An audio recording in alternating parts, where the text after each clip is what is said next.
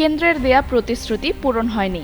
এই অভিযোগে আগামী 5ই সেপ্টেম্বর দিল্লির রাজপথে আবারও নামার ঘোষণা দিয়েছে ভারতের ককরোচ জনতা পার্টি। যন্তর মন্তরে প্রায় 1 মাসের আন্দোলন প্রত্যাহারের পর 26শে আগস্ট আবারও নিজেদের অবস্থান স্পষ্ট করেছে দলটি। তাদের ঘোষণা, ইন্ডিয়া গেট থেকে দিল্লি পুলিশের সদর দফতর পর্যন্ত শান্তিপূর্ণ মিছিল হবে। ককরোচ জনতা পার্টির দাবি, যন্তর মন্তরের ধর্ণা প্রত্যাহারের আগে কেন্দ্র 4টি দাবি পূরণের প্রতিশ্রুতি দিয়েছিল, কিন্তু এখনও 3টি গুরুত্বপূর্ণ দাবি পূরণ করা হয়নি।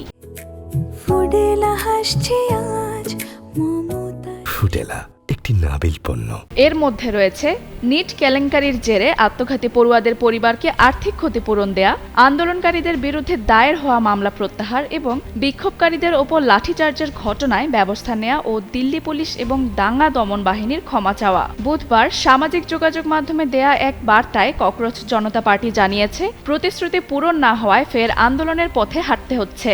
দলটির বার্তা, সবকিছু মনে রাখা হবে। পাশাপাশি ককরোচদের জন্য প্রস্তুত থাকার বার্তাও দেয়া হয়েছে। শুধু 3টি দাবি নয়, সরকারের কাছে উত্থাপন করা আরও 11টি প্রশ্নের উত্তর না পাওয়ার অভিযোগও করেছে ককরোচ জনতা পার্টি। তাদের বক্তব্য, দিনের পর দিন প্রশ্নগুলো এড়িয়ে যাওয়া হচ্ছে, ফলে জবাবদিহির দাবি আরও জোরালো হচ্ছে।